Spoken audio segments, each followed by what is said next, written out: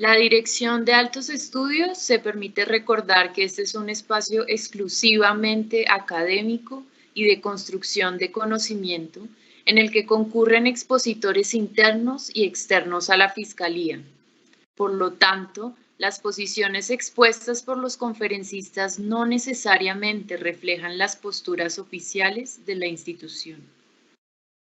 Este espacio cuenta con un foro destinado para sus preguntas. Les recomendamos que sus inquietudes estén directamente relacionadas con el tema abordado y asimismo es importante que sean claras y concretas. Bienvenidos.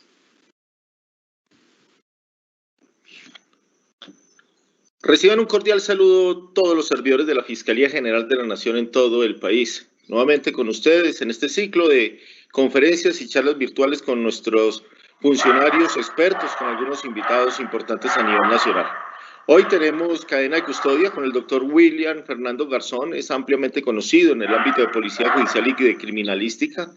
Él es químico, magíster en ciencias químicas, tiene más de 27 años de experiencia en la Fiscalía General de la Nación, coordinador del Grupo de Química del Departamento de Criminalística de la Dirección Nacional del Cuerpo Técnico de Investigación.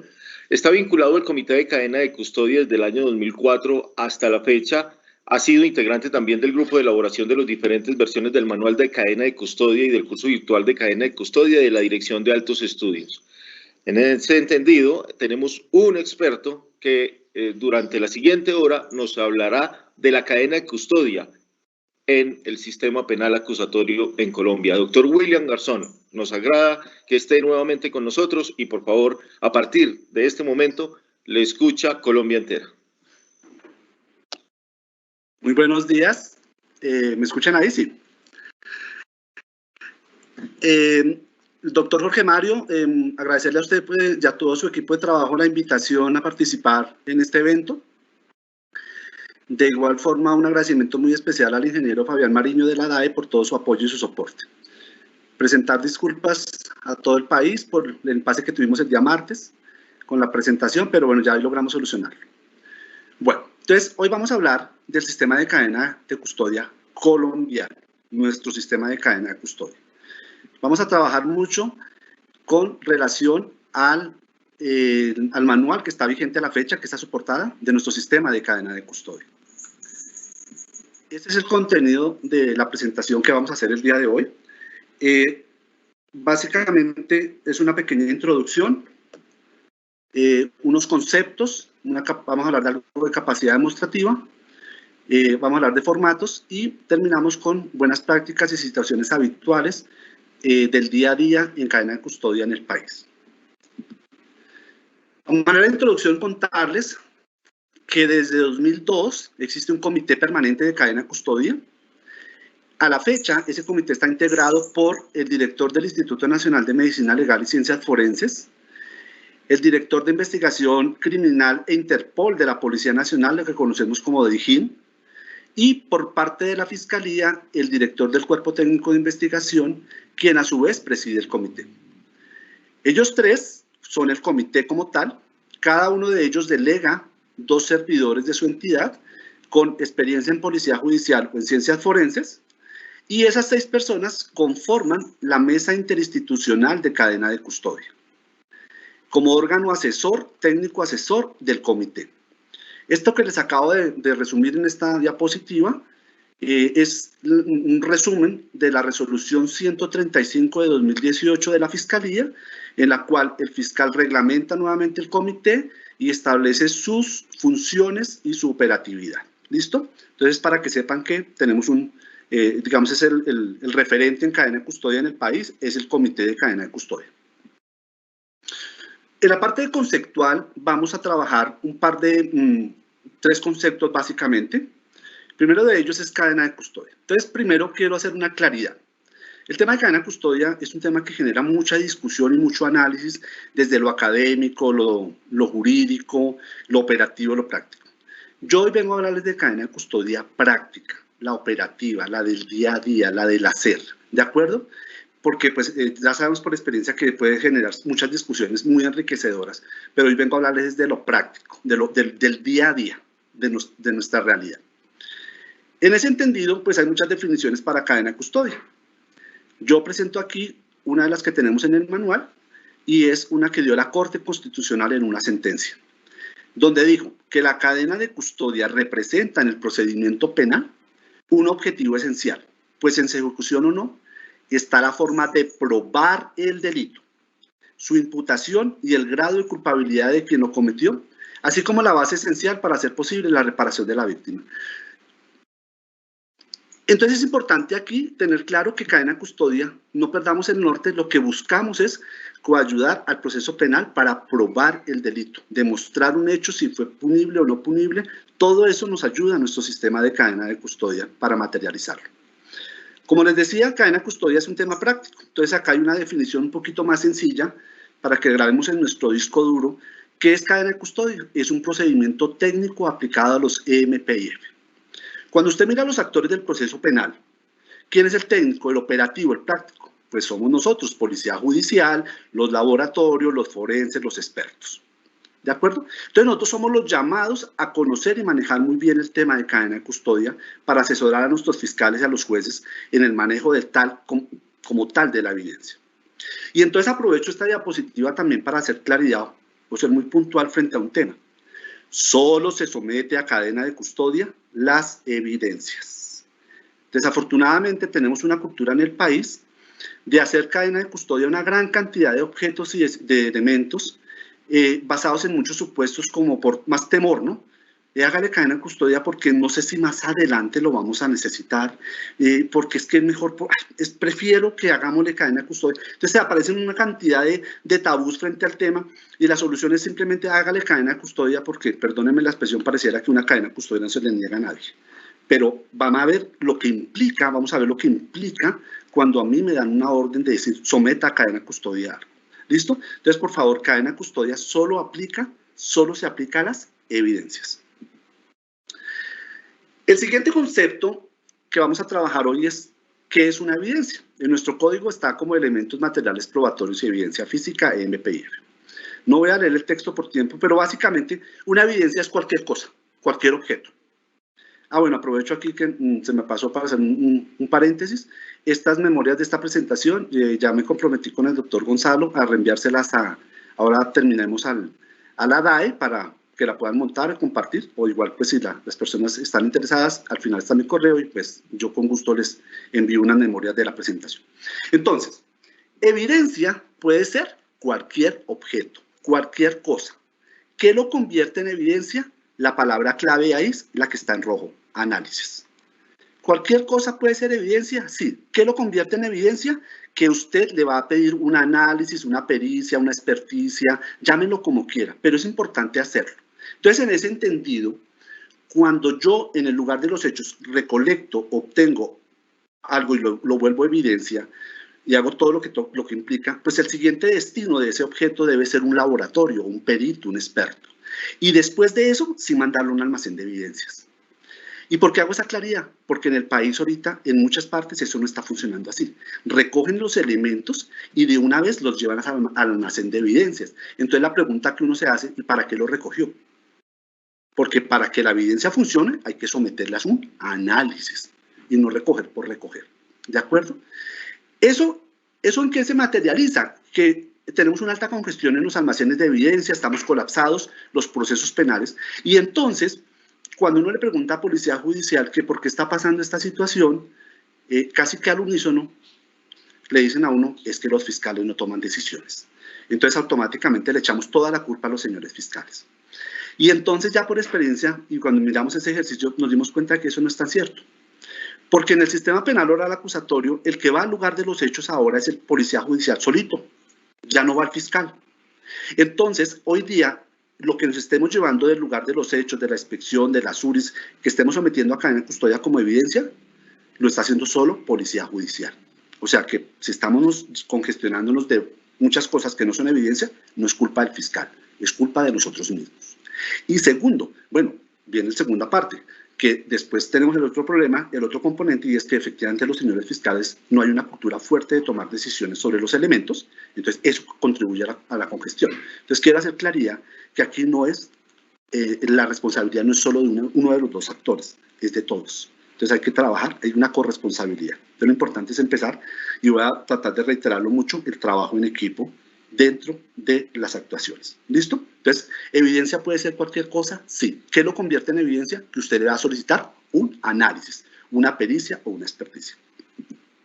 Esta diapositiva creo que es la más importante para mí de todas las que voy a presentar.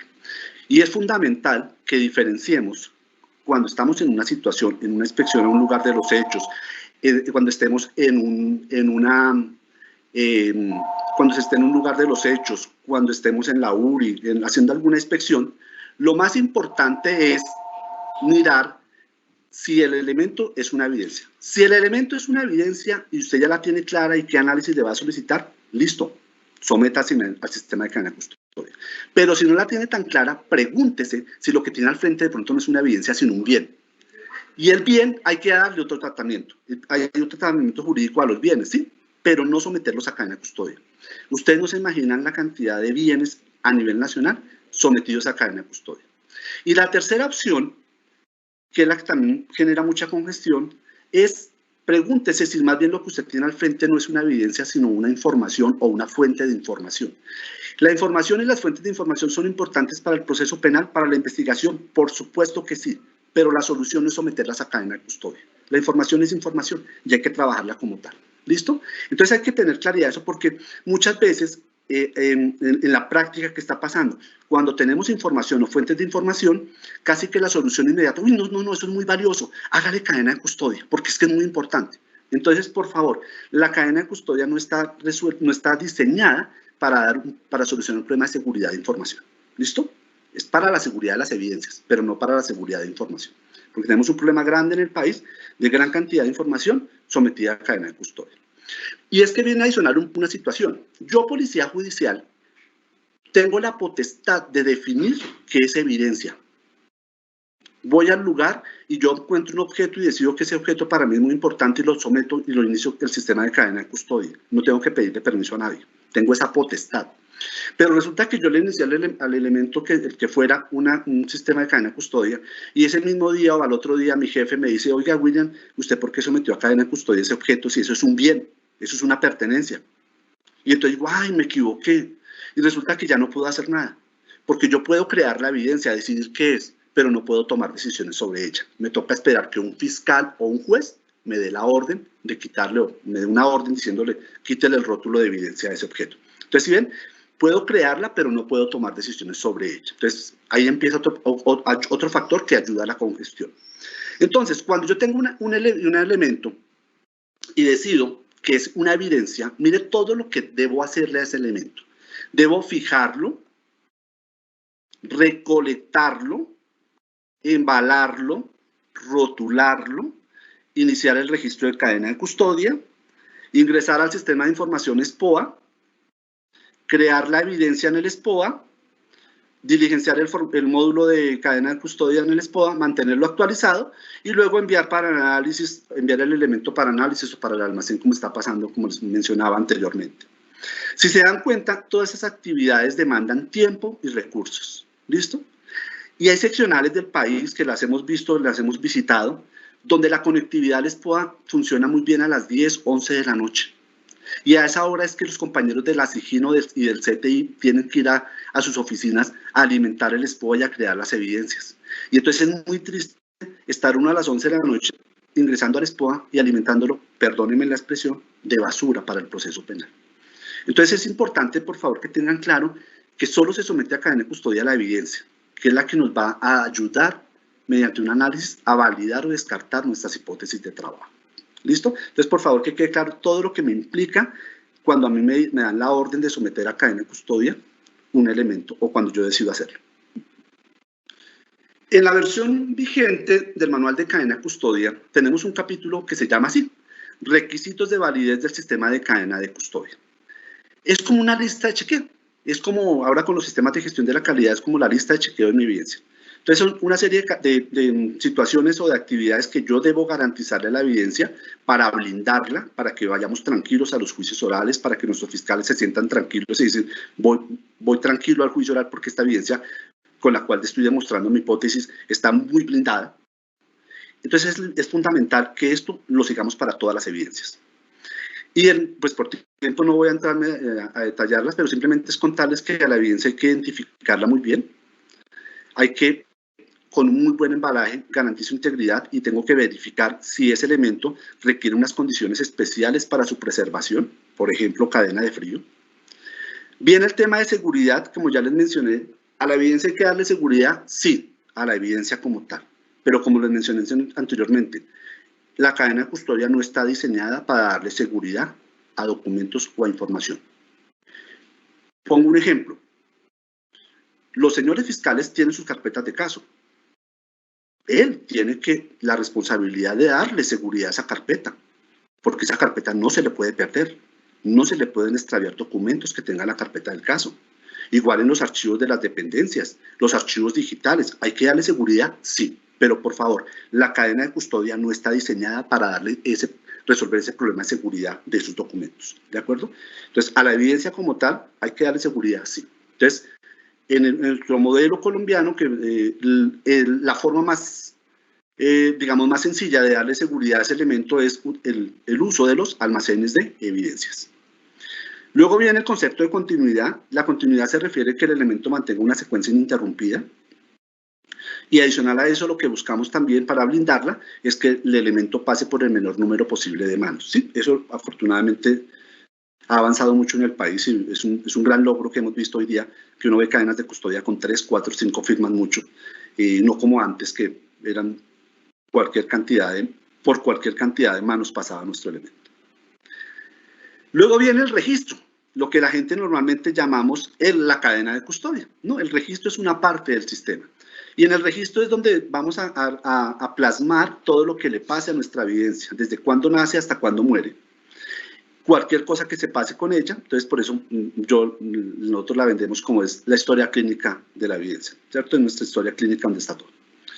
Históricamente, hemos hablado siempre que el sistema de cadena de custodia lo que busca es garantizar la autenticidad del elemento, o sea, que se mantenga la mismidad a lo largo de todo el proceso. Eso sigue vigente porque es algo universal. Sin embargo, en la versión anterior del manual ya empezamos a introducir un nuevo concepto y en esta versión tratamos de darle un mejor desarrollo, fue al tema de capacidad demostrativa. ¿Listo? Entonces, por eso en la presentación lo dejé como un capítulo aparte, el concepto de capacidad demostrativa, porque es el nuevo enfoque del manual y queremos que sea el nuevo enfoque del sistema de cadena custodia colombiano. Y es el desarrollo de todo lo que es la capacidad demostrativa de la evidencia. La ley de cadena de custodia, para este concepto, tiene esta definición. Para la capacidad demostrativa, cualidad o aptitud de un EMPIF que al ser desarrollada mediante el análisis técnico o científico, aporta información con vocación probatoria. Entonces, si se dan cuenta, vuelve a aparecer en escena la palabra análisis, como esa palabra clave fundamental para que la evidencia me funcione, tengo que hacerle un análisis. Como le aprendí a un profesor hace unos años cuando hablábamos de este tema, y decía es que a la evidencia hay que ponerla a hablar, hay que hacer que ella cuente su historia, hay que contar todo lo que ella tiene guardada. ¿Y eso cómo se hace? Mediante su análisis. Entonces, es para reforzar el tema de la importancia de pedir los análisis si vamos a someter a cadena de custodia un objeto. ¿Listo? Entonces resulta que hay elementos que su capacidad demostrativa dura tanto como dura el elemento. Ejemplo, cuando yo tengo una evidencia de tipo documental, un documento que es evidencia, su capacidad demostrativa puede durar tanto como dure vivo ese elemento. O sea, si estamos hablando de un folio, un papel que puede durar 100 años, pues muy seguramente su capacidad demostrativa también va a durar 100 años. Sin embargo, existen muchos tipos de evidencia, por su clase y su naturaleza, que pierden su capacidad demostrativa, ¿cierto? Y pueden perderla en dos situaciones, por análisis técnicos o científicos cuando sobre el mismo elemento no procede un reanálisis. ¿Eso qué significa? Que hay evidencias que una vez yo las recolecto, las obtengo y hago todo lo que vimos ahorita, cuando les llega al perito y él hace su análisis, ese análisis solo se puede hacer una vez. Y terminó su vida, o sea, su capacidad demostrativa de la evidencia se pierde. ¿De acuerdo? Hay elementos, vamos a ver un par de ejemplos de cuándo pasa eso. Y hay otros escenarios también cuando se puede perder la capacidad demostrativa de la evidencia, cuando por su naturaleza, con el paso del tiempo. Entonces, por ejemplo, las muestras biológicas para análisis toxicológicos, ellas tienen un tiempo de vida establecido, no duran per se, sino tienen un tiempo determinado. Entonces, en ese tiempo es que hay que hacer los análisis, ¿de acuerdo? Entonces, acá vienen un par de ejemplos para hacer un poquito más gráfico. Cada ejemplo, quiero dejar claro, cada uno de estos ejemplos da para enredarme todo lo que yo quiera. Pero el objetivo de las diapositivas es simplemente que ustedes se apropien o desarrollen, si ya lo tienen, pues afiancen el concepto de capacidad demostrativa. ¿Qué significa eso en la práctica? Entonces resulta que, voy a poner este ejemplo muy sencillo. Yo, policía judicial, llego a hacer una inspección a un lugar de los hechos. Dentro de las hipótesis que yo planteo en esa inspección, encuentro un vaso. Y para mí ese vaso resulta muy importante porque es muy probable que hayan huellas latentes del autor de la conducta. Entonces yo decido ese vaso convertirlo en evidencia. Entonces, ¿qué debo hacerle al vaso? Lo que acabamos de ver. Lo debo fijar, recolectar, embalar, rotular, iniciar la cadena de custodia, todo el tema del SPOA y mandárselo a un perito, ¿cierto? En este caso un perito de lofoscopia, dactiloscopia, y el perito dentro de sus procedimientos técnicos que tiene, ¿el qué va a hacer? Él hace un primer paso grande que es revelar la huella, o sea, hacerla visible, con unos reactivos él la hace visible, y el segundo gran paso que hacen los peritos se llama trasplantarla. Entonces coge un acetato especial y retira la huella de esta superficie del vaso y la coloca en la superficie del acetato. Entonces, una vez hecho este ejercicio, ¿qué es el vaso para el proceso penal? Perdónenme la expresión, basura. Ya no sirve. El vaso sigue siendo auténtico, es el mismo vaso que encontramos en el lugar de los hechos. Pero ¿qué pasó con el vaso una vez hecho el perito su análisis? Perdió su capacidad demostrativa. ¿Qué está pasando, por ejemplo, con estas situaciones en el país hoy día? Esos vasos, esos elementos siguen en cadena de custodia. ¿Por qué? No, porque es que de pronto más adelante se necesita. Es que no, pues es que yo no voy a disponer de eso porque si no me dan la orden yo no lo hago. Y entonces no dimensionamos los que son abogados que están en el auditorio, piensen como abogados de la defensa. Hagan ese ejercicio rapidito ahí. Yo, abogado de la defensa, puedo pedir que me presten este vaso porque yo quiero que el perito de la defensa lo analice. Se lo mandan al perito de la defensa, a ese perito no va a encontrar huellas. Y si el fiscal del caso no tiene claro este concepto en esta parte, ¿qué fue lo que pasó? Ese abogado muy hábilmente le puede enredar en la audiencia de juicio oral porque le está diciendo, señor juez, acá hay dos resultados que se contradicen sobre el mismo elemento. ¿Sí? Y ahí puede generar duda. ¿No? El vaso perdió su capacidad demostrativa. Entonces, claro, acá hay el temor que en un principio jurídico que dice, no, es el principio de la contradicción, que sí, eso es totalmente válido, pero por ejemplo en estos casos, cuando el análisis sobre el elemento solo se puede hacer una vez, ahí la contradicción tendrá que hacerla sobre el dictamen que rinda el perito, pero no sobre el elemento como tal, porque solo se puede hacer un análisis sobre el mismo. ¿De acuerdo? Otro ejemplo de esa situación, o cuando se pierde la capacidad demostrativa en función del tiempo, es una evidencia que es de alto impacto en el país y son las alcoholemias, las muestras de alcohol en sangre. Y ahí pasa lo mismo, el alcohol en la sangre, por más cadena de frío, todos los cuidados que se tenga, se va perdiendo en función del tiempo. Entonces, si hice un análisis el día de hoy y un abogado hábil pide en 2 o 3 años un reanálisis de la muestra, pues obviamente el resultado ya de plano le va a dar totalmente diferente, casi que cero. Entonces hay que tener claridad que ahí la capacidad demostrativa se pierde en función del tiempo. Hay otro ejemplo que es también, yo estoy acá tratando de mostrar estos dos ejemplos que son evidencias que a nivel nacional son de gran volumen, o sea, son muchísimas situaciones que se presentan con estos casos. Este otro ejemplo es un caso con prendas muerte por impacto de proyectil de arma de fuego. Entonces, hay un protocolo que fue diseñado y avalado por los balísticos de la Policía, de Medicina Legal y del CTI, que se llama así Protocolo de Determinación de Rango de Distancia de Disparo y Residuos de Disparo en Prendas, creo que se llama así. Entonces, eso es lo mismo, es un análisis que solo se puede hacer una vez. Una vez hecho el análisis por parte de los balísticos, la prenda sigue siendo la misma, se mantiene su autenticidad, pero pierde su capacidad demostrativa. Entonces, esta camisa que es para el proceso, basura. ¿Qué está pasando en la realidad? Pues que medicina legal, los peritos de medicina legal embalan la prenda, vuelven y la embalan, reembalan, y como el almacén de evidencia no está recibiendo nada que sea biológico, se la están enviando vía correo a las oficinas de los investigadores o de los fiscales. y eso nos está generando un problema de casi que de bioseguridad. Y entonces, ¿qué pasa? Que por ejemplo, es un tema que estamos trabajando directamente con el instituto, que es uno de los miembros del comité, para generar una directriz nacional, de tal forma que en esta situación, cuando una vez hecho el análisis por parte de los balísticos, la prenda sea descartada, porque ya no tiene sentido, no procede reanálisis sobre la misma, entonces se descarte.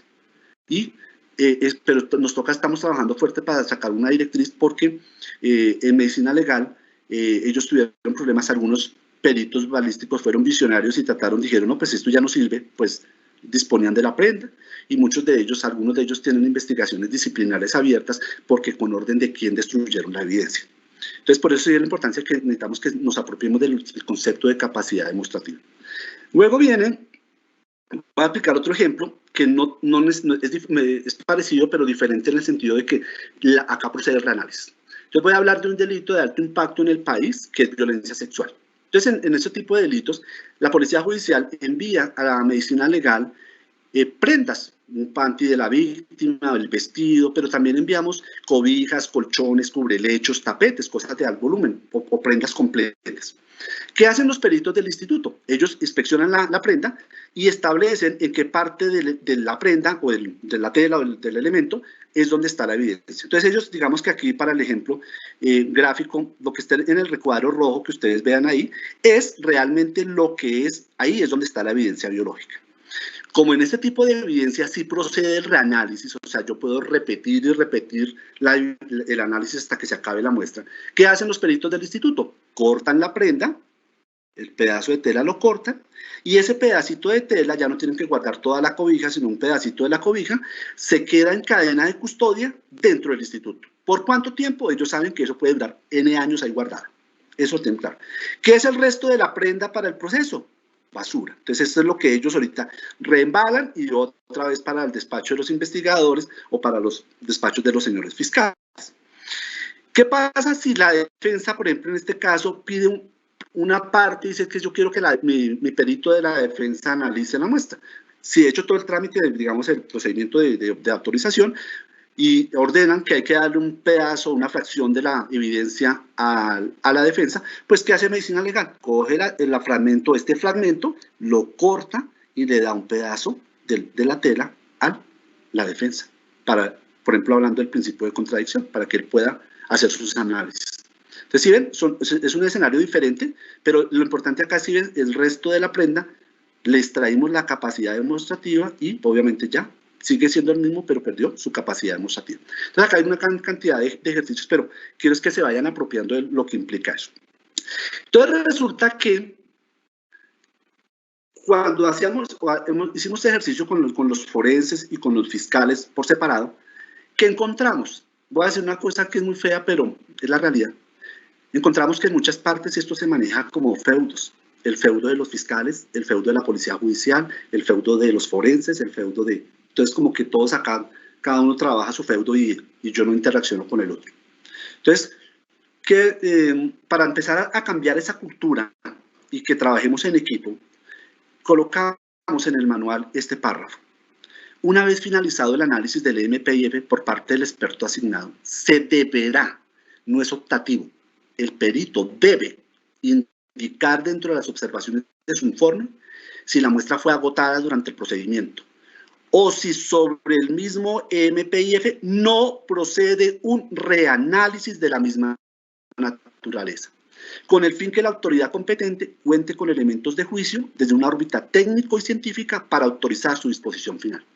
Entonces resulta que encontramos, porque tuvimos que hacer un trabajo fuerte desde el comité con una seccional por un hallazgo, y cuando le contamos a los señores fiscales todo este cuento de la capacidad demostrativa, ¿qué evidenciamos? Que muchos nos dijeron, oigan, pero si a mí el perito nunca me dice que el vaso ya no sirve, pues en lo que yo sé, pues para mí el vaso sigue en cadena de custodia. Entonces dijimos, acá hay que trabajar en equipo, o sea, nosotros los forenses, los peritos, tenemos que trabajar de la mano con nuestros señores fiscales y orientarlos y asesorarles y decirles, mire, esa evidencia ya no sirve, ya perdió su capacidad demostrativa. Cuando se lo decimos y lo hacemos en el informe, pues el fiscal ya más tranquilo va a tomar una decisión jurídica basada en un concepto técnico y científico, ¿sí? Trabajo en equipo. ¿Listo? Bueno, entonces espero que haya quedado un poquito claro el tema con capacidad demostrativa. Voy ahora aquí con el tema de los formatos. Entonces, nuestro manual de cadena de custodia trae estos formatos asociados, formato para el rótulo, para el registro de cadena de custodia, formato adicional de registro de continuidad y el formato del primer responsable. Quiero hacer claridad frente a un tema que ya varias veces nos lo han preguntado. El manual del sistema de cadena de custodia que trae estos formatos, por favor, ¿es obligatorio para la policía judicial? Sí, pero no es exclusivo de la policía judicial, porque ese manual también es obligatorio para medicina legal, para el sector salud, para los particulares, ¿de acuerdo? Que tengan que ver con el manejo de evidencias. A diferencia del manual de policía judicial y de sus formatos asociados, que esos sí son obligatorios y exclusivos de la función de policía judicial. Por eso están separados, ¿de acuerdo? Para que tengamos claridad frente al tema. Entonces, nuestros formatos que trae nuestro manual de cadena de custodia está el del rótulo. ¿Qué cambios trae frente a la versión anterior? Le incluimos el ID. El año cambiamos a 4 dígitos para que quedan sincronizados con los de policía judicial. Y aquí la codificación en la parte inferior, lo que está en rojo, lo que es versión, aprobación y publicación, también nos pidieron que quedaran sintonizados con los formatos de policía judicial. Si ustedes se dan cuenta, aquí quedó FPJ7 y FPJ significa formato de policía judicial. Entonces dirán, oiga, pero se está contradiciendo con lo que nos acabo de decir. Eso fue un tema que fue una lucha dura que tuvimos desde el comité, pero pues nos tocó al final ceder y conceder y dejar tanto para este como para el de registro de cadena de custodia FPJ7 y FPJ8. Y fue, entonces acá, los que han leído acá la letra pequeña del formato, habrán visto que dice, los formatos de rótulo, registro y formato adicional tienen FPJ7 y FPJ8 por codificación para control de documentos. Nos tocó dejar esas codificaciones más para los históricos en los reservorios que tiene la entidad para las diferentes versiones. Pero los formatos FPJ7 y FPJ8 no son exclusivos para la función de policía judicial, ¿de acuerdo? Entonces, para que quede claro que no son exclusivos solo de nosotros, la policía judicial. Entonces, acá tiene el anverso, luego viene el reverso, lo mismo, dígitos 4 años, la versión, y esta casilla, que es la más de las cosas que venimos trabajando fuerte, la casilla de observaciones. Acá es para documentar cualquier situación o novedad que se me presente frente al manejo de esta evidencia. Listo, ahorita vamos a ver ejemplos puntuales, cómo utilizo y en qué casos puedo utilizar esa casilla de observaciones. Bueno, qué pena me salté aquí. Vamos a lo siguiente. Resulta que estamos en este registro de cadena de custodia, que estamos todos registrados, y acá en la casilla número 10 está William Garzón. Y yo este elemento, esta evidencia, se lo voy a entregar al doctor Gonzalo Buritica. Entonces Gonzalo me dice, William, ¿y yo dónde firmo? Entonces, para esos escenarios, se diseñó el formato adicional de registro de cadena de custodia. Entonces, viene el doctor Gonzalo, llena el número de noticia criminal, coloca página adicional número 1 y él se registra y continúa la trazabilidad. Por favor, que quede claro, este formato adicional solo aplica para este caso que acabo de plantear. Eso, el manual de cadena de custodia, que donde están los formatos, cada formato trae su instructivo y ahí está muy claro eso, ¿sí? ¿Y por qué hago claridad? Porque ahorita van a ver en la práctica qué está pasando con ese formato adicional. El formato adicional solo aplica en este contexto que les acabo de plantear. Cuando se llenan estas 10 casillas y debemos darle continuidad a los traspasos del elemento, entonces entra a operar el formato adicional, solo en ese escenario. ¿Listo? Bueno, de formato de primer responsable no voy a hablar, pues porque ese realmente da para otra charla completa y todo lo que implica. Listo, entonces vamos a entrar a la parte de buenas prácticas y situaciones habituales con el sistema de cadena de custodia. La más común es nos equivocamos porque errores de humanos. Entonces, resulta que estamos aquí en esta diapositiva, en el número de noticia criminal, hay un error. Les voy a plantear el primer ejercicio, que es el más sencillo de resolver, pero desafortunadamente no es el más común.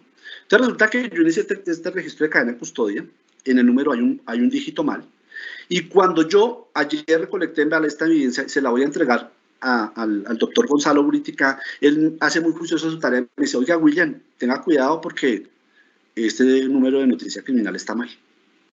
Entonces yo digo, ay, sí, me equivoqué. Entonces ahí es muy fácil solucionarlo. ¿Por qué? Porque como no ha habido ningún traspaso hasta el momento, yo puedo romper ese registro, inicio uno nuevo y solucionado el problema. Pero como les decía, esa es la más fácil, pero desafortunadamente no es la más común. ¿La más común cuál es? Arrancó con un error, en la parte de atrás ya van 3, 4, 5 firmas, el doctor Gonzalo es el sexto y él es el que se da cuenta del error. Me dice, oiga, acá hay un error. Entonces ya no se puede aplicar eso de rompamos y hagamos uno nuevo. Toca corregir. ¿Y dónde se corrige? Acá. Entonces el manual trae una nota, un párrafo específico para eso. Por favor, no hagan esto. Esto está prohibido. Estos tachones, las enmendaduras, usar liquid paper, borrador, todo esto genera duda. Y un abogado de defensa se da cuenta de eso y esa evidencia no la puede tumbar por generar duda, porque dice, ¿con qué fin hicieron ese error? Y empieza a cuestionar y ahí nos puede enredar. Entonces, porque hay que buscarle solución a los problemas. Entonces, acá nos fuimos a la historia y encontramos lo que se hacía antes. Y antes se corregía así. Los que recordarán la ley 600, así era como corregíamos, ¿se acuerdan? Las actas de cuando estamos en allanamientos, cómo se corregían. Entonces, pues, vengo y paso una raya del texto que está mal, en este caso el 5, le coloco el número encima del que es, y ojo, tengan cuidado, tengo que escribir quién lo hace. ¿Sí ven? Acá rápidamente chiquitico quién hace. Y esta es una primera aplicación de la casilla de observaciones. Entonces, viene Pedro Pérez, y coloca en el registro, en este registro, en la parte, en el anverso, en la casilla de observaciones, 2020-0413, el suscrito funcionario de Policía Judicial, líder de caso, aclara que el número de caso es, y aquí coloca el número correcto. ¿Y quién lo hace? Pedro Pérez, técnico investigador, su cédula y todo el tema. Es importante entonces, por favor, que estas notas quede claro la fecha cuando se hace y quién la hace. Porque a veces uno ve en registros de cadena de custodia que colocan unas notas y no se sabe ni quién la hizo ni cuándo la hizo. Entonces acá Pedro está corrigiendo este error. ¿Por qué está líder de caso? Porque en la práctica nos pasa, en el caso que estamos planteando, que el doctor Gonzalo fue el que se dio cuenta que era el sexto. Digamos que cuando uno técnicamente, ¿quién tiene que corregir el error? Pues el que lo hizo, ¿cierto? Pero en la práctica nos pasa que cuando uno va y mira quién fue el que recolectó y le embaró la evidencia y cometió este error, muchas veces nos pasa que es un patrullero de la policía. Y vaya, trate de ubicarlo. No, que lo trasladaron, que se pensionó, que lo retiraron, mejor dicho, en situaciones, y es muy complicado. Entonces uno ahí es donde entra a jugar el líder de caso. ¿Usted es el líder del caso? Sí, yo soy el líder del caso. Verifique si efectivamente hay un error en el número, hermano. Entonces subsánelo y corríjalo, porque usted tiene la potestad de hacerlo. O sea, tampoco puede hacerlo cualquier persona, pero lo puede el líder de caso, el investigador que conozca el caso en detalle, puede corregir y subsanar si llegase a presentar esta situación. Esta situación puede presentarse como acá está el ejemplo, con el número de noticia criminal, con las fechas, con las horas, o cuando están describiendo un elemento, por ejemplo, tiene un número de serie y ahí se equivocaron en el número de serie, por ejemplo, un arma de fuego o de un equipo, alguna cosa. Esta es una de las formas de poder corregir o subsanar ese tipo de errores. ¿Listo? Bueno. Ahora voy a otros ejemplos, otras situaciones comunes donde llega el elemento y el elemento presenta una novedad. Cuando yo lo recibo, el elemento lo recibo con una novedad. Entonces, este es un caso real donde Diego, que es un perito, recibe un elemento el 10 de diciembre para análisis y él le pregunta el formato, estado en que recibe el embalaje o contenedor del MPIF, y él coloca deteriorado. O sea, él encuentra una novedad. ¿Qué debe hacer Diego? Inmediatamente usar la casilla de observaciones con esta misma fecha. Dice, se recibe MPIF con sustancia líquida regándose. Diego Sánchez, su cédula, su cargo y su firma. Él documenta la novedad que se presenta. Por ejemplo, como esto es un caso de química, ya es una potestad del laboratorio si decide si el elemento sigue el análisis o lo devuelve. El manual no da directrices frente al tema, porque eso ya es potestativo de cada laboratorio. Lo que el manual sí es claro es que si hay una novedad frente al elemento, debe ser documentada. ¿Listo? Entonces es un ejemplo de de cómo puede operar en esta situación, ¿listo? De cómo puedo yo subsanar o dejar documentado una novedad que se me presente frente a un elemento. Para este ejemplo, les voy a poner, voy a contarles un poquitico la historia antes para ponerles un poquito en contexto. Es un caso muy común.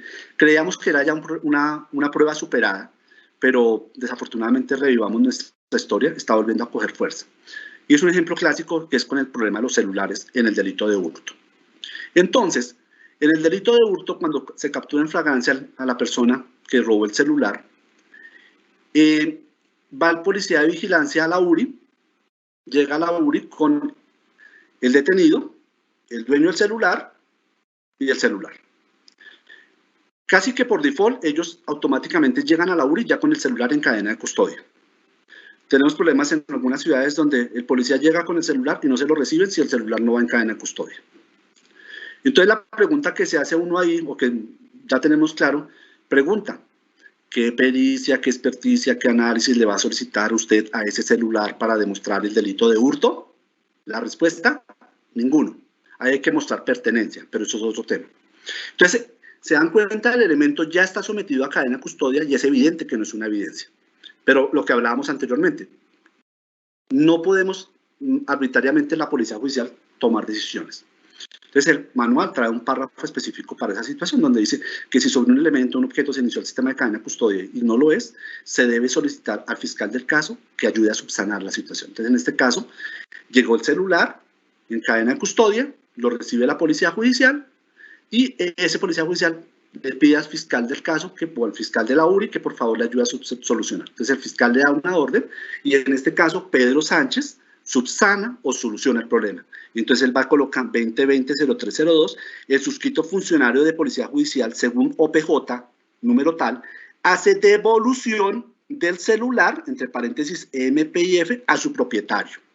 ¿Cómo se materializa esa devolución? Con un acta de entrega. Entonces acá dije, ver acta de entrega de fecha 20-0302, patrullero Pedro Sánchez, Sijín, Bogotá, tal tema.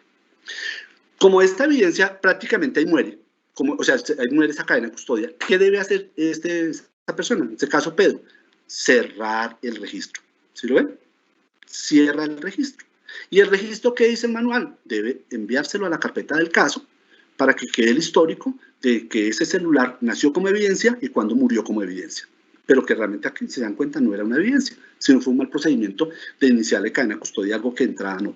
Entonces la invitación es que cuando detecten esto, sobre todo en las URIs, se pueda subsanar de manera inmediata y no revictimicemos a las personas diciéndole no le puedo devolver su celular porque ese su celular es evidencia, ¿cierto? Entonces eso se llama revictimizar. Entonces si se puede solucionar, ahí lo que tengo que mirar es el tema de la persona tiene que mostrar pertenencia para hacer la devolución y no enredarnos con cadena de custodia. Viene otra situación y era lo que hablábamos ahorita de información. ¿Se acuerdan al comienzo que les dije que un problema grande que tenemos es someter a cadena de custodia de información? Hemos tenido esos casos que yo les estoy contando, no son inventados, son casos que nos ha tocado desde el comité trabajar y asesorar y trabajar con los digamos, cuando nos elevan las consultas para hacerlo. No estoy hablando sobre teóricos, sino esos son casos de la realidad colombiana. Entonces, por ejemplo, para información hemos tenido muchos cambios, digamos, diferentes ejemplos. Voy a mostrar uno muy sencillo que ha sido común. Le iniciaron cadena de custodia a unos documentos, a una información. Y resulta que la información, valiosísima porque es muy importante, eran fotocopias. Entonces dicen, no, toca someterlo a un cotejo grafológico. Entonces mandan al laboratorio para el perito de análisis. Este perito, pues, ¿qué hace? Abre, analiza, dice, lo devuelve, dice, el análisis no procede porque los peritos de grafología no peritamos sobre fotocopias. Entonces se le devuelve y queda evidente que eso no es una evidencia. Entonces, ¿qué hace el policía judicial? Lo debe hacer. Pues si ya efectivamente no hay nada, pero resulta que sí es importante para el proceso la información que está en esos folios, pues eso lo manejamos en varios casos. Entonces, esta nota que hace Hernán, 2020-0302, según OPJ número tal, el presente MPIF se incorpora a la carpeta del caso como documento, ya no es MPIF. Hernán Castro, CTI, bueno, lo que sea, y lo documenta. Entonces, hay situaciones donde el elemento es muy importante por la información que tiene, entonces se le quita el rótulo de evidencia y se incorpora a la carpeta como un documento, ¿de acuerdo? Y se le da pues toda la seguridad como tal que se le debe dar a los documentos. Esta misma diapositiva la voy a usar aprovechándola aquí que dice disposición final para el ejercicio cuando dan la orden de hacer la destrucción del elemento, ya toca destruirlo. Entonces hay que programar la diligencia de destrucción. Entonces, ¿qué debo yo hacer? Lo mismo, él viene y coloca, se registra, coloca a disposición final, aquí cambia la nota. Entonces él va a decir, según OPJ, el presente MP fue destruido. Como la destrucción se materializa con una acta que hay que hacer, entonces colocan ver acta de destrucción, porque aclaro, para el ejemplo anterior de la devolución y para este espacio de observaciones no está para hacer el acta ni de devolución ni de destrucción, es para las observaciones sobre el elemento. Entonces acá él debería colocar que se destruye y ver un acta de destrucción, entonces para la trazabilidad del elemento. Igual, documentar quién lo hace. Quiero que vean que, si se han dado cuenta, por ejemplo, estos dos que cierro el registro, esta casilla la dejo abierta. Ahorita vamos a ver por qué es importante dejar esa casilla abierta, no cerrarla. Voy a otro escenario, también cotidiano, de la cotidianidad, y es que las muestras se acabaron, las muestras se agotaron, o sea, para eso es muy de los laboratorios forenses. Entonces, yo recibo las muestras el 9 de febrero, las analizo, el 14 que terminó los análisis resulta que las muestras se agotaron, se acabaron. Entonces coloco muestras agotadas en el proceso de análisis, WG, William Garzón y tal. Como ya no hay evidencia, porque se acaba, pues ¿qué debo hacer con el registro? Cerrarlo. Ay, perdón, me devuelvo acá para el de la destrucción. Una claridad. Cuando yo hago este proceso de destrucción del elemento, bien sea por incineración, lo que sea, destruyo el elemento y su embalaje y su rótulo porque eso no tiene sentido guardarlo. Lo que sí debo guardar es el registro de cadena de custodia. Es que detectamos en dos seccionales que cuando iban a hacer las destrucciones, destruían todo, incluidos los registros de cadena de custodia. No, eso no se puede destruir, porque ese es el histórico, esta es la historia clínica del elemento, toda su historia de cuándo nació y cuándo murió, es este documento. Entonces dicen, cuando se hace la destrucción, la disposición final por destrucción, por ejemplo, el registro de cadena de custodia debe hacerse la nota y debe enviarse a la carpeta del caso. Entonces, ese es otro ejemplo. Como les digo, acá pueden salir muchas situaciones, pero pues por tiempo no me da. ¿Qué hemos detectado habituales con el tema de los registros? O sea, con las versiones de los formatos que yo les comenté ahorita, mostré anteriormente. La primera, desafortunadamente hemos encontrado que están usando versiones no vigentes. Este formato, la versión vigente, la versión 4, está vigente, publicada desde el 27 de diciembre de 2018. Y hoy día, más de un año después, uno todavía encuentra policía judicial que están diligenciando el registro de cadena de custodia en la versión anterior. Tengan cuidado porque ese es argumento para que un laboratorio no les reciba la evidencia. El mismo almacén no les recibe la evidencia porque están trabajando sobre versiones obsoletas. Y como casi todos los laboratorios están en proceso de acreditación con normas internacionales, en esas normas una de las cosas que más miran y que más le sancionan al laboratorio es trabajar sobre documentos obsoletos. Entonces tengan cuidado con eso porque puede ser un argumento para que un laboratorio no le reciba una evidencia. Otra situación que hemos detectado, en el sistema de información, los formatos para descargarlos están separados, uno a uno. Tengan por favor cuidado cuando vayan a imprimir el formato de cadena de custodia que esté bien el anverso y su reverso. Porque es que hemos detectado que cuando el anverso está muy bien, pero en el reverso, en vez de colocar el que es, van y colocan de reverso el formato adicional. Y yo ya les expliqué el formato adicional cuando aplica. Entonces, ese es otro error y que puede conllevar a también lo mismo, un hallazgo y que no le reciban. Y hemos detectado casos ya muy exagerados, pero los hemos detectado, donde el policía judicial va y descarga solo este formato adicional y cree que sustituye el anverso y acá colocan todo y una vez esa es mi cadena de custodia.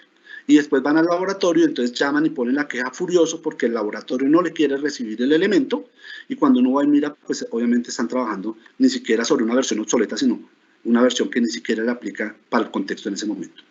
Entonces, por favor, tengan cuidado.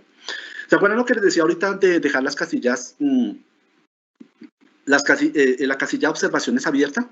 Cuando yo hago una nota, por favor, esta casilla déjenla abierta. porque es que en la práctica hemos encontrado mucho que va el primero que escribe la nota y automáticamente pasa esas rayas y cierra el registro. No, esta casilla hay que dejarla viva, porque yo no sé si mañana, después, si ya ha sido una disposición final de destrucción, al otro día me toque por orden del fiscal o por X circunstancia, hacer otra nota aclaratoria o complementar algo. Y si ya cerraron el registro, pues es muy complicado empezar a usar esas notas. ¿Sí? Entonces, ese, por favor, es otra situación muy común que hemos detectado. Y por favor, reitero, cuando escriban notas en observaciones, la fecha y la persona con sus datos de quién está haciendo esa observación. Bueno, como una de las situaciones que tenemos, y yo fui muy enfático, es, por favor, solo se somete a cadena custodia la evidencia.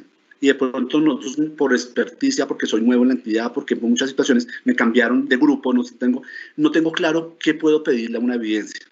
Entonces, nuestro manual de cadena custodia, en todas sus versiones, siempre ha traído un capítulo que se llama así: formas de recolección, embalaje y recomendaciones prácticas para el manejo de evidencias. Y entonces, hay un sinnúmero de evidencias. Por favor, que quede claro, eso lo construimos con los expertos de cada disciplina. Por ejemplo, si es una disciplina que tiene las 3 entidades, entre las 3 entidades nos dijeron qué tipo de evidencia es un arma de fuego, qué estudio usted puede solicitar a esa arma de fuego, a qué laboratorio y qué recomendaciones frente al embalaje, a la recolección del embalaje, y qué precauciones debe tener sobre el elemento. En aquellas disciplinas por ejemplo, donde solo la tienen 2 entidades, por decir un ejemplo, acústica forense, que solo la tienen el CTI y la DIGIN, pues con los expertos de esas 2 disciplinas fue que construimos lo que está en este cuadro referenciado para ese tipo de evidencia que ellos manejan, igual con delitos informáticos. Entonces, hay un sinnúmero de evidencias o de clases de evidencias donde usted puede orientarse y asesorarse de qué puede solicitarle a ese elemento que le ayuda a validar o descartar sus hipótesis de trabajo. Van a ver que en el cuadro hay algunas evidencias que no están. Entonces, de entrada, hay cierto tipo de evidencias que su recolección, su toma, puede ser muy complicada y no la puede ser cualquiera. Un ejemplo, en toda la variable de análisis ambientales. Cuando yo estoy trabajando en esa variable y necesito, por ejemplo, hacer una toma de muestra de aguas de un río o de una laguna,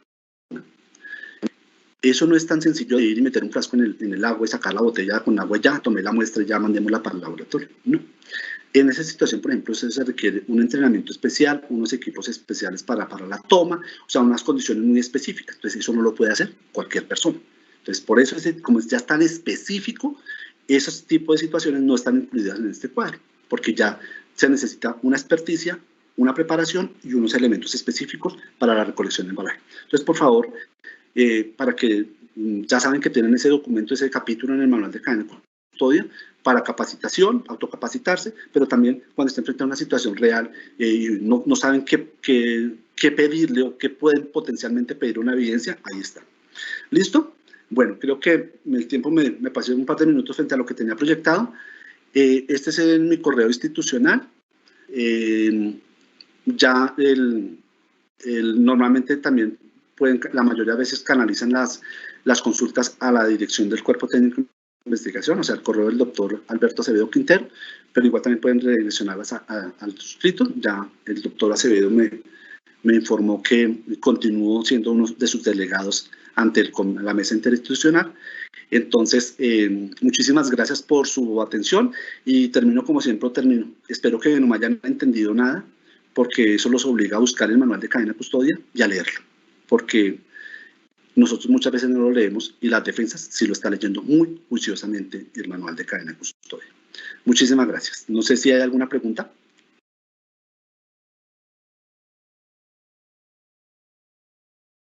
¿Aló?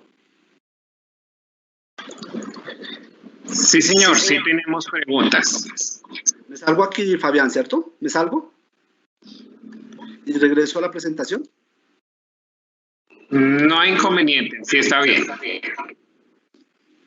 Listo. Los escucho. Bueno, tenemos muchas preguntas de nuestra audiencia.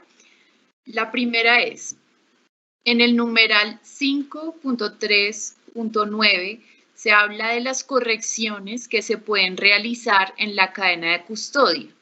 La pregunta es, si se evidencia que hay un error en el contenido de la cadena de custodia cuando ha pasado por manos de varios investigadores, ¿quién debe hacer la corrección al error detectado? ¿Cuál debe ser el procedimiento a seguir? Como les decía, técnicamente el error lo debe subsanar el que lo generó, ¿cierto? O sea, si hay un error en la descripción, por ejemplo, del elemento materia de prueba, como está planteando ahí, y por decirle algo, están describiendo un arma, voy a poner un caso hipotético, están describiendo un arma de fuego, un revólver calibre 38, marca llama, número de serie IM3445S. Resulta que hay un error en uno de los dígitos del arma de fuego. Técnicamente, el que la debería corregir, pues fue el que la hizo. Entonces, si en la práctica es posible ubicar a esa persona para que ella lo subsane, perfecto, que lo haga y dejan la respectiva observación. Pero en muchos casos pasa que la persona que generó el error no es fácilmente ubicable, está al otro extremo del país, nos pasa mucho cuando es un funcionario de la Policía Nacional.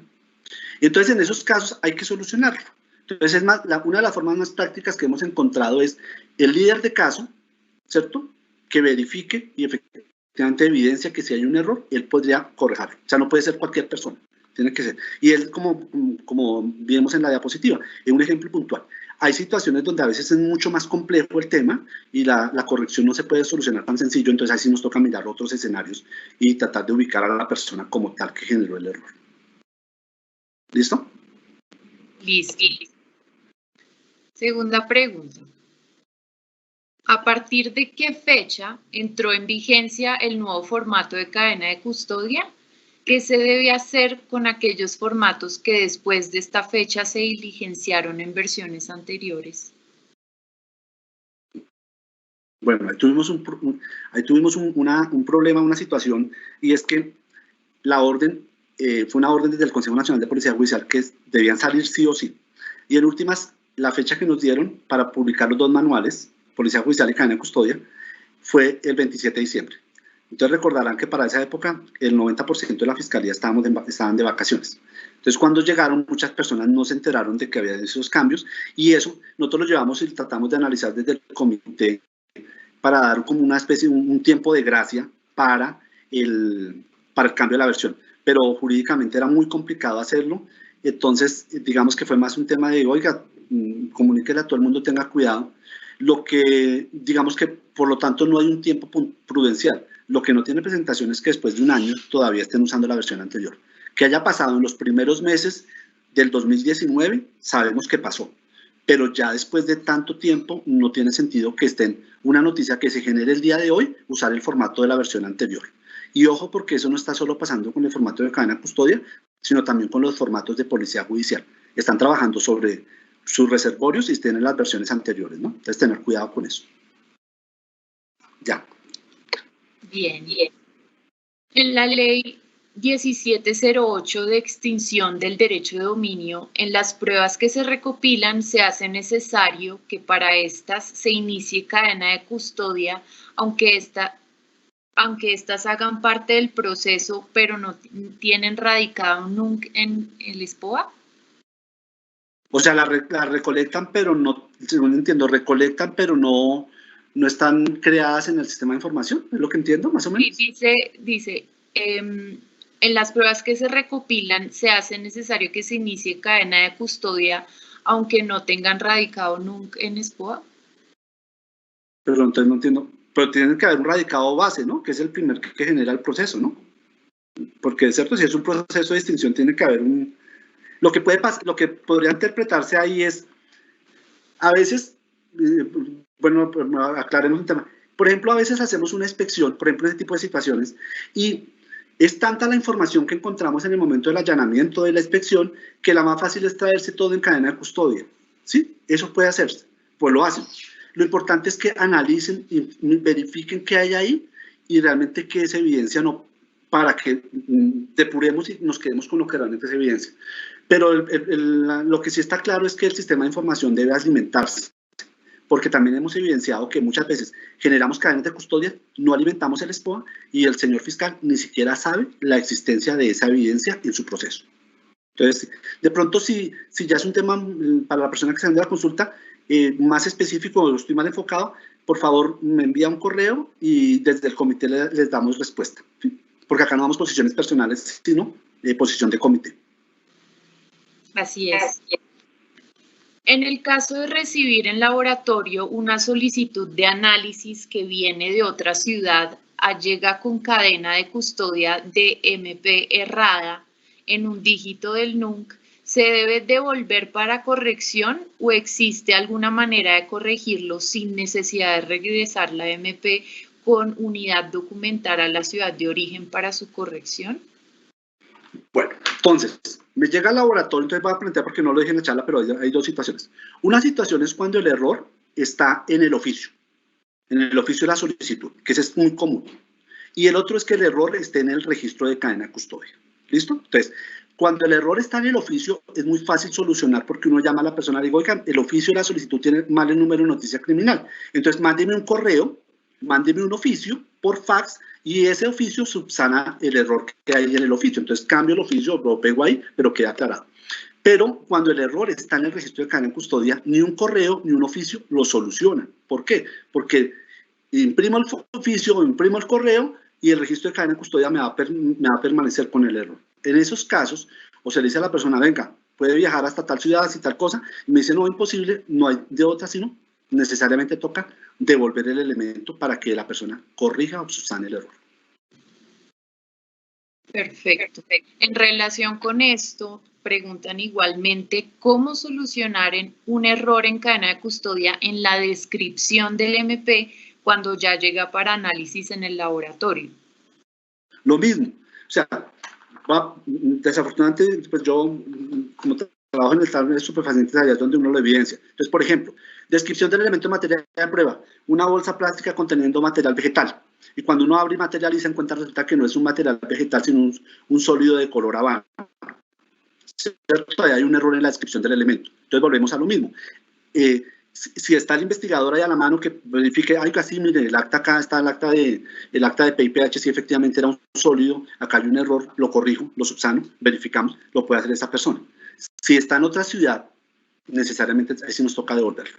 Pero ese mismo ejercicio que vimos en la diapositiva de corregir el error, lo mismo. Yo puedo pasarle una raya al vegetal, colocar encima sólido, coloco WG y ahí mismo abajo o en la casilla de observación aclaro que hay un error en la descripción y que lo subsano y lo corrijo sobre el mismo registro. Pero vuelvo a decir, eso lo hace la persona que tenga el conocimiento y la potestad de hacerlo, no cualquiera, ¿no? En ese caso sería el investigador. Claro.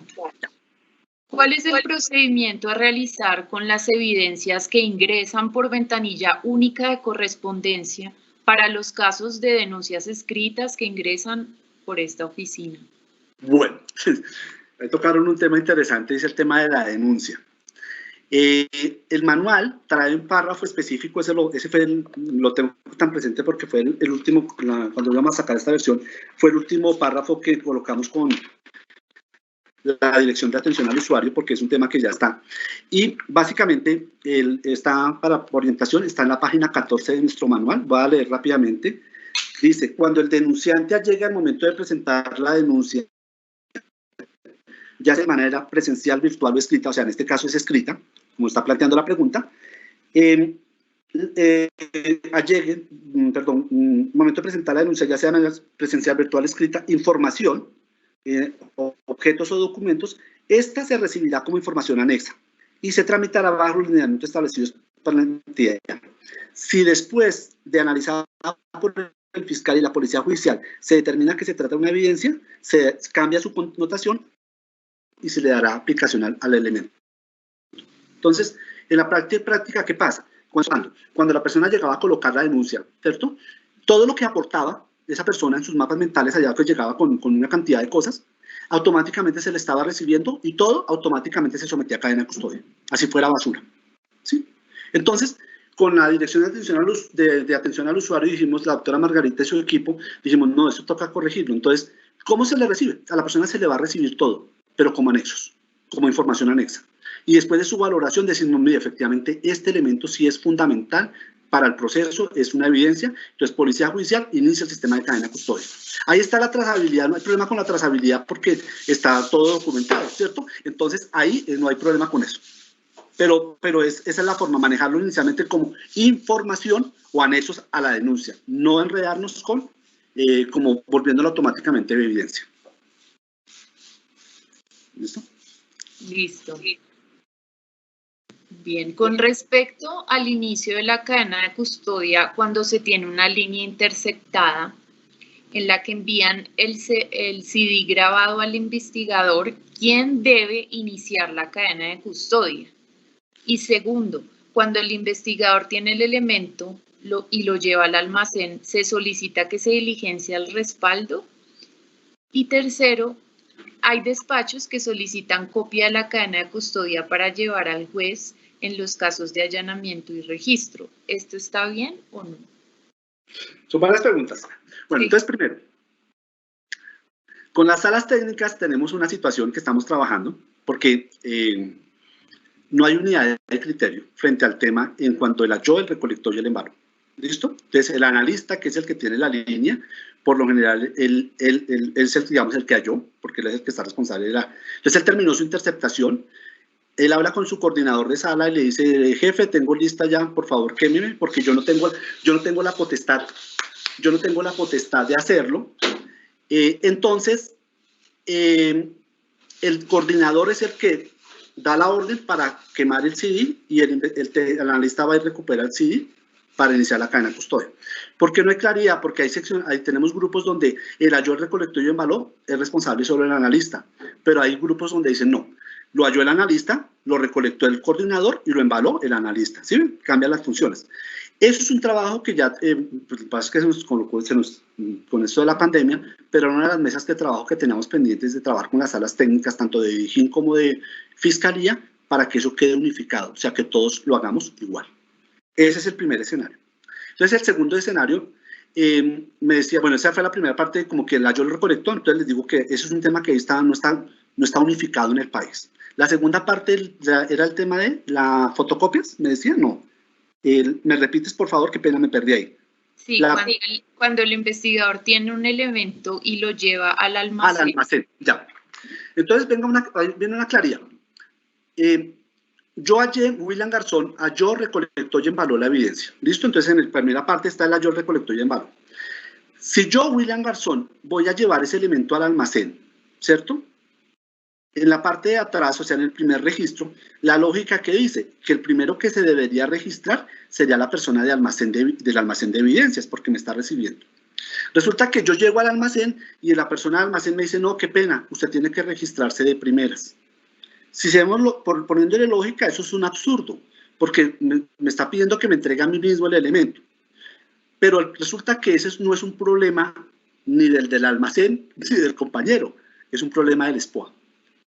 El SPOA tiene esa tara o tiene ese problema. El compañero del almacén de evidencias, él no puede hacer nada en el sistema si en la parte del registro no aparece un primero. Como el primero es el que lo está entregando, pues le toca volverse a registrar.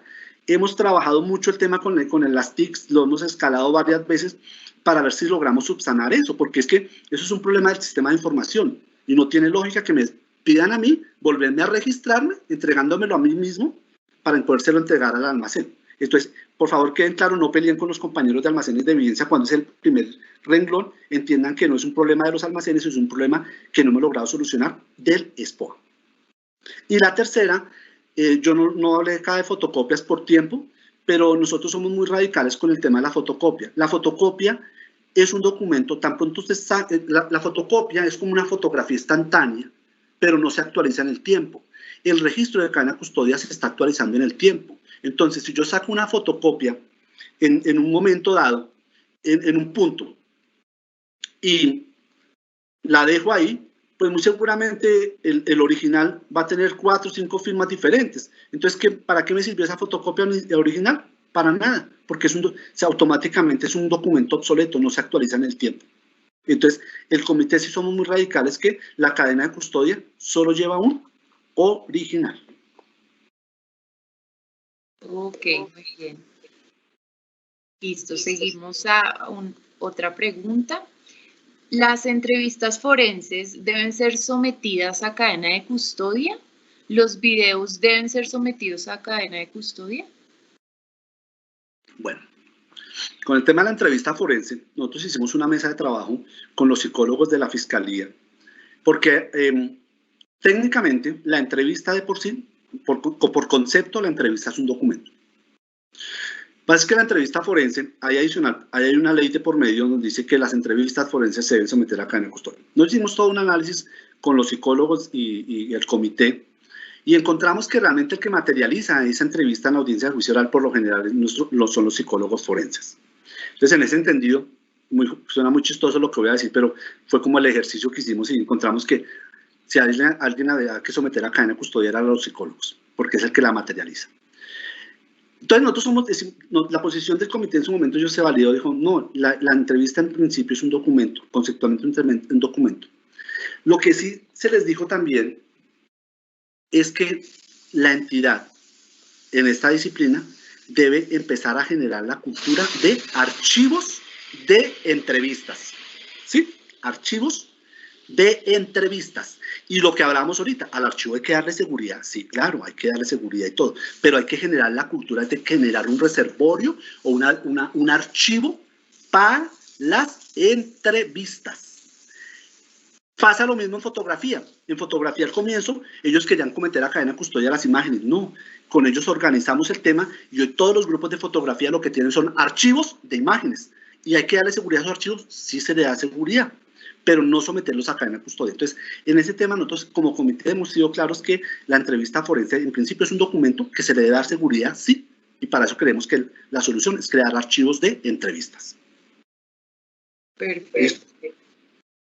¿Se debe someter a cadena de custodia los DVDs aportados por la víctima con videos del día de los hechos? Por ejemplo, para un caso de lesiones culposas, una de las víctimas aporta un DVD con videos que obtuvo con un vecino del sector de los hechos, donde se observa la ocurrencia del accidente de tránsito. Volvemos a lo mismo, era lo que les decía ahorita en el tema de la entrevista, de la denuncia. Cuando la persona nos aporte todos esos elementos, se los vamos a recibir en principio como un anexo.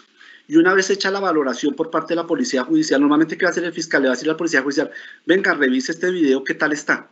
Y si él encuentra que el video realmente aporta y sirve a la investigación, ya con el fiscal decidirán si lo escalan y le inician el sistema de cadena de custodia a ese documento. Pero en principio la idea es recibir todo como documentos, como anexos y después materializarlo. Porque en la práctica, ¿qué hemos encontrado con la Dirección de Atención al Usuario? Muchas veces la víctima aportaba muchas cosas y cuando se iba a revisar no servía para nada. O sea, para el material no era claro el video, no se veía nada, entonces lo miraban los fiscales de esa dirección, decían, no, pues es que esto es muy bonito, pero para el proceso penal no me sirve, porque el proceso penal es muy riguroso con la trazabilidad y con ciertas cosas para ese tipo de evidencia. Y con el tema de videos quiero aclarar que nosotros tenemos unos temas de trabajo, unos frentes de trabajo desde el comité con algunos específicos.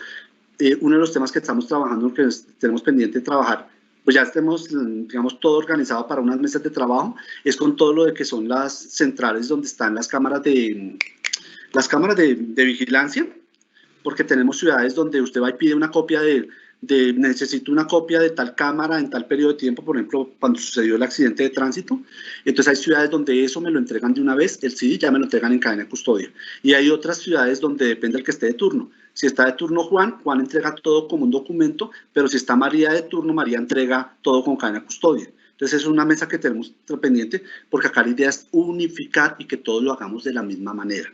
Independiente, o sea, no puedo darle no hay directrices porque necesitamos que sea, de manera concertada entre todos. Bien.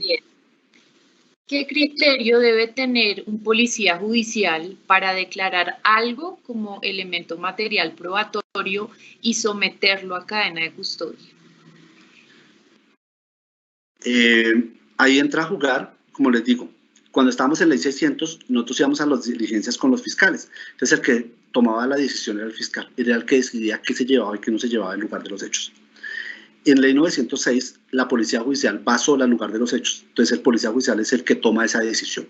¿Y en qué se basa? Pues tiene que necesariamente ponerle la lógica investigativa, tener claras las hipótesis de trabajo, porque es que si yo no tengo una hipótesis de trabajo, pues si yo no tengo claro la hipótesis, pues automáticamente todo lo que esté en ese lugar de los hechos para mí es evidencia. Entonces, si yo tengo claras mis hipótesis y planteo, entonces viene el tema de capacitación, viene el tema de estar muy conectado con el investigador líder, cuál es lo que vamos a investigar y qué hay en ese lugar de los hechos o en esa situación que me va a ayudar a demostrar si eso no es un hecho, o validar o descartar mis hipótesis. Entonces, eso lo defino, porque acá no hay reglas de oro para definir cuándo hacerlo y cuándo no hacerlo. Eso es en cada situación y es una responsabilidad del policía judicial en este modelo acusatorio. Entendido. En la solicitud de álbumes fotográficos, cuando la diligencia es negativa, es decir, los testigos no identificaron indiciados, ¿es necesario enviar los álbumes al almacén de evidencia? Así no se constituyó evidencia. Gracias. Es que ahí viene con el tema de álbumes de reconocimiento fotográfico, es una situación, y es que el Código de Procedimiento Penal dice que se deben someter a cadena de custodia. Entonces eso, digamos que generó todo ese boom de los álbumes de reconocimiento. Nosotros lo que hemos dicho desde el comité en su momento es, técnicamente, porque como está planteada la pregunta, es un solo álbum, pero en la práctica sabemos de casos que a veces hacen 10, 11 álbumes de reconocimiento y todos arrojan resultados negativos. Entonces, en ese sentido, tendrán que mandarse 10 álbumes, 10 documentos al almacén. Entonces, en últimas, lo que, digamos, la posición, y eso posiblemente toca concertar con el fiscal del caso, es básicamente a la que habría que darle importancia es aquel álbum fotográfico que me arroje resultados positivos, ¿cierto? Ese, digamos, es como el que deberíamos someter a todo el sistema de cadena custodia. Listo. Bien, la siguiente pregunta. Si se regresa la evidencia al investigador y cuando él vuelve a enviarle al laboratorio se identifica que no se registró nuevamente en el formato de registro de cadena de custodia, ¿qué se debe hacer? ¿Debo recibirla y firmarla? Perdón, o sea, está una evidencia en el almacén, él la retira para mandarla al almacén, pero entiendo que el investigador no se registró. Sí, es lo que más... Voy a volver a leer la pregunta. Es lo que no entendí. Me perdí en eso. Por eso le recomendamos a nuestros asistentes que por favor escriban las preguntas de la manera más clara y concreta. El servidor dice, si se regresa la evidencia al investigador, ¿sí?, y cuando él vuelve a enviarla al laboratorio, se identifica que no se registró nuevamente en el formato de registro de cadena de custodia, ¿qué se debe hacer? Pues en principio... Entiendo que dice que la envió, o sea, ahí pueden pasarse varios escenarios. Si yo la estoy llevando personalmente al laboratorio, entonces, ojo, haría una cosa. Si yo, digamos, yo soy el investigador que me está planteando el caso, yo retiré el elemento del almacén porque me toca volverlo a hacer análisis y voy a llevarlo al laboratorio nuevamente. Si no me he registrado, normalmente los laboratorios verifican que la persona que esté entregando sea el último que esté registrado. Entonces, ahí puede en ese caso subsanarse. Si fue por correo, y ahí de pronto a veces es muy complicado materializar que faltaba la firma del investigador.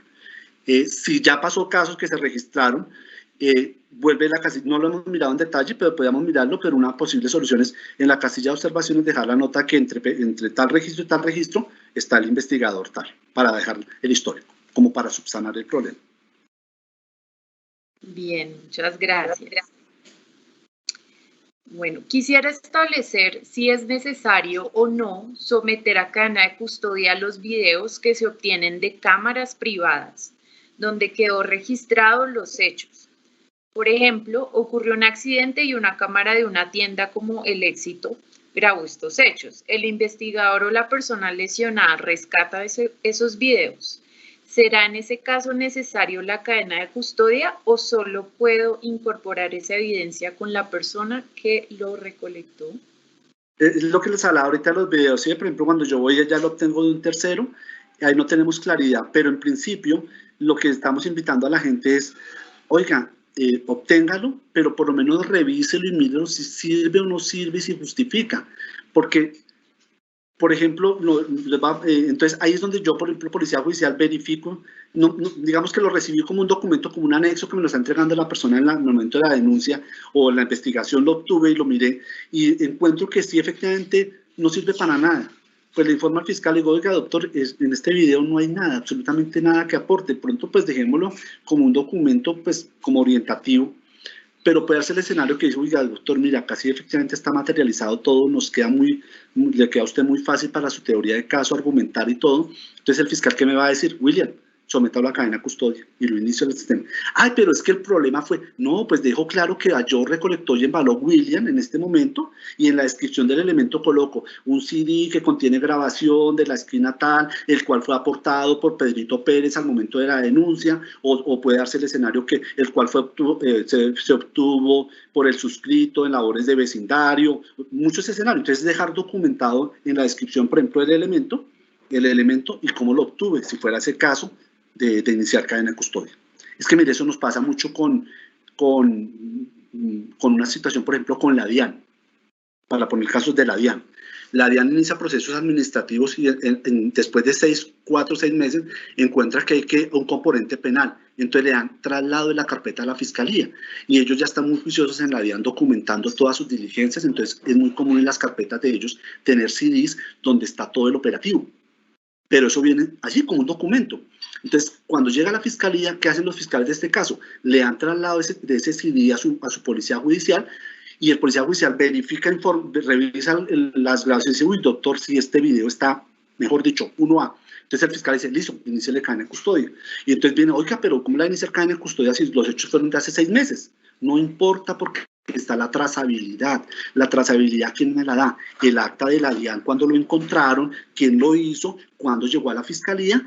Entonces, eso nació como un documento y hoy, 17 de abril, lo volvimos evidencia. Nació como evidencia. ¿Sí? Entonces, a eso no hay que tenerle miedo, porque lo importante es la trazabilidad, que ese video no apareció por obra y gracia, sino que efectivamente, ¿de dónde viene? Venía como un documento anexo a una carpeta y lo decidimos volver evidencia en este momento. Entonces aplica lo mismo, es tener esa claridad, esa tranquilidad de la trazabilidad. Perfecto. ¿Qué pasa si los casos que se envían a la justicia penal militar se remiten los elementos con cadena de custodia y el juez a los X años decide devolver el asunto si en el almacén de evidencias ya no lo reciben porque ya tiene salida definitiva el elemento? Bueno, ahí tenemos un problema, nosotros tenemos ahorita un problema no problemas, sino unas situaciones que nos toca definir y aclarar, y es precisamente eso cuando el elemento sale del almacén y por X motivo toca regresar. Es un tema que nos toca trabajar y escalar con el departamento de almacén. De hecho, ya lo tenemos detectado y con ellos hemos venido trabajando para buscar una solución a ese tipo de situaciones cuando regresen. Pero sí puede darse el caso con ese tipo de evidencia en justicia penal militar. Entonces ahí sí no le tengo la respuesta porque es una realidad y no tenemos respuesta en ese momento a esas situaciones puntuales. Bien, ¿qué tan viable es que el ejército exija para recibir las armas abrir el contenedor y verificar su contenido? No, eso hemos venido trabajando. También es un tema, es que tenemos muchos frentes de trabajo. Un tema que tenemos con el problema de las armas es eso, ellos están pidiendo abrir, eso no está aprobado por el comité. Tenemos unos acercamientos con la doctora Irma de la seccional Bogotá, que es una muy allegada al comité con nosotros, y con ella hemos venido trabajando el tema para buscar una alternativa solución para el tema, pero en este momento no hay solución, pero eso, como lo están planteando, no está permitido, o sea, el manual no lo permite.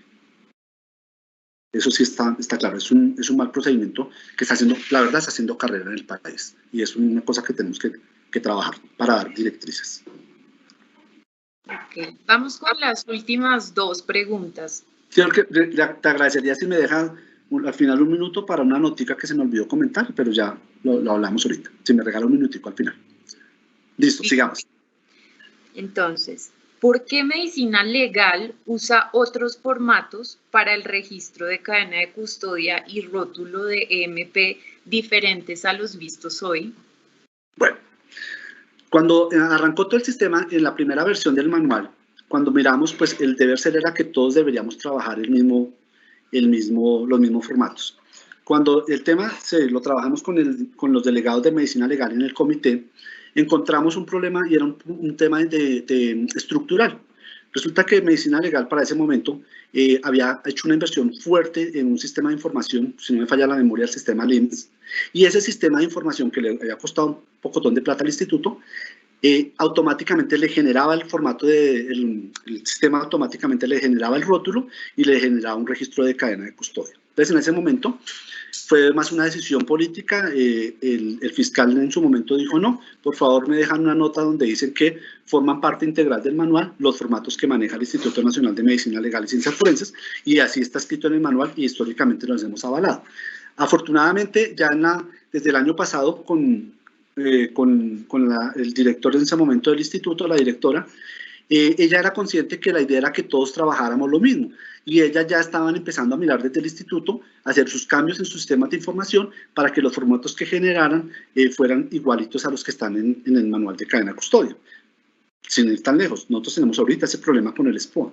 Hemos trabajado fuerte con las TICs, pero no logramos sincronizar todo para que el formato salga, el que generan desde el sistema de información SPOA, sea igualito al que está el físico en el manual. Entonces son más temas de tema de manejo de la tecnología, de sistemas de información. Pero sí, quiero que sepan que a la fecha, los formatos que genera el instituto están aprobados y avalados por el manual, por ende por el comité. Listo, William. Vamos con la última pregunta y después le damos paso de nuevo a su aclaración. Si al realizar una entrevista forense a menor de edad, eventual víctima de abuso sexual, hace entrega al psicólogo de una prenda que puede tener fluido biológico dejado posiblemente por su agresor, ¿qué se debe hacer por parte del psicólogo? ¿Iniciar la cadena de custodia o avisar al policía judicial de infancia y adolescencia para que se encargue de la misma? Bueno, ahí tocaría preguntarle primero si el psicólogo tiene funciones o no, tiene funciones de policía judicial. Que si es un funcionario de la fiscalía, pues creería que, bueno, si la persona que me está escuchando, pues sabrá si tiene o no tiene las funciones de policía judicial. Si yo tengo funciones de policía judicial, pues obviamente de manera inmediata yo debo empezar a arrancar el sistema de cadena de custodia, a buscar los mecanismos para hacer un embalaje adecuado, contar con los medios, todo lo que implica la recolección, el embalaje, ese tipo de elemento, e iniciar el registro. Obviamente dejo documentado yo el recolector y el embalado, digamos que yo me pongo en el ejercicio que yo fuera el psicólogo, acabo de entrevistar al menor y el menor me entrega ese elemento, esa prenda. ¿Yo qué debo hacer? Pues en ese momento, si tengo funciones, iniciar, aunque aclarando un poquito mejor, no necesariamente tiene que tener funciones de policía judicial, no porque el sistema de cadena de custodia lo puede iniciar cualquier persona. Entonces, ahí, perdón, corrijo el tema, lo que acabo de decir, porque lo podría hacer el sistema lo inicia cualquier persona. Entonces, yo creería, nos tocaría mirar, ese es un tema que les queda, lo puede hacer él, pero le devuelvo la tarea para los psicólogos forenses. Por favor, eso tienen que documentarlo en un procedimiento. Si ya se ha evidenciado, tiene que estar escrito en el procedimiento cómo lo van a hacer. Si lo va a hacer el psicólogo, si el psicólogo va a llamar a un policía judicial que traiga a alguien de criminalística o algo para que quede documentado. Pero en principio, él podría iniciar el sistema de cadena de custodia y no hay ningún problema con el tema, siguiendo las protocolos. Entonces, para que tengan claridad. Ahí, pero es más un tema de procedimiento de la disciplina como tal. Si lo hacen ellos, ¿y quién lo va a hacer? Creo que, y tienen que, por favor, la recomendación es que lo documenten. Si al final el documento quieren que el comité les eche una revisada y se lo avale para que no haya alguna cosa de error, con el mayor gusto nosotros, ese es un servicio que prestamos de asesorar a las disciplinas para que nos cuenten cómo es y si no, oiga, así como lo está planteando, queda perfecto ese procedimiento. Bien. ¿Listo? Listo, pues todavía nos quedan muchas preguntas que quisiéramos hacerle, pero... Con el mayor gusto, ahí está mi correo, por favor no duden en enviar la respuesta. Si les doy respuesta, quiero por favor claridad, yo no doy respuestas posición personal, esos son posiciones de comité, entonces habrá algunas preguntas que nos toca llevarlas al comité para entre todos dar solución, porque acá lo que buscamos no es dar la solución quién tiene la razón o la verdad verdadera, sino dar una respuesta que sea práctica y operativa para todos los actores. Porque a veces el deber ser resulta ser que no es el más práctico ni operativo. Entonces nos toca buscarle como una estrategia que sea viable. ¿De acuerdo? A eso me quería referir. Bueno, básicamente termino con dos notas que se me pasaron durante la charla. La primera, por favor, que quede claro que la evidencia es única e irrepetible. Yo no puedo duplicar el cadáver, yo no puedo duplicar la vainilla, no puedo duplicar el arma de fuego. Hay una carrera, hay un mal ejercicio nacional y es sobre todo con evidencia de tipo documental y evidencia digital. Sáquele cadena custodia por seguridad. Y entonces, ¿eso pueden hacerlo? Sí, las copias se pueden sacar, no hay problema, pero las copias no van en cadena custodia, porque la evidencia solo es una, ¿de acuerdo? Para claridad. Y segundo, ya el doctor Jorge Mario previamente me había autorizado a hacerle propaganda y se me olvidó. En un trabajo conjunto muy interesante, muy bonito que hicimos desde el Comité de Cadena Custodia con la Dirección de Altos Estudios, generamos y construimos el curso virtual del sistema de cadena custodia que el año pasado arrancó. El año pasado logramos capacitar 800 servidores de fiscalía y en las diferentes cortes. Este año ya arrancan nuevamente las cortes, entonces invitarlos cuando sean convocados o se puedan inscribir, háganlo. Es un curso muy interesante porque es un curso básico, entonces no se preocupen si no tienen, está diseñado el curso para todos los funcionarios de la Fiscalía, no para Policía Judicial, porque ya saben que cadena custodia no es exclusiva de Policía Judicial. Están todos cordialmente invitados. Tenemos ya con la DAE, con el apoyo de la DAE, tenemos ya una red de formadores virtuales de cadena custodia. En este momento los 16 tutores que espero que me estén viendo, de todas las de diferentes regiones del país, compañeros de muchos años de trayectoria que les gusta el tema de la cadena custodia y forman parte de nuestra red de tutores virtuales. Entonces, es un trabajo de todos, entonces invitarlos a que cuando puedan tomar el curso, y la ventaja y lo más bonito de todo ese curso es que lo hago, me evalúan y me lo certifica la DAE. Eso era lo que quería terminar. Muchísimas gracias a todos y ya saben, con el mayor gusto, cualquier duda o inquietud me pueden ubicar fácilmente en el grupo de química de nivel central. William Fernando Garzón, nuestro experto en esta mañana, muchísimas gracias por compartir tanto conocimiento.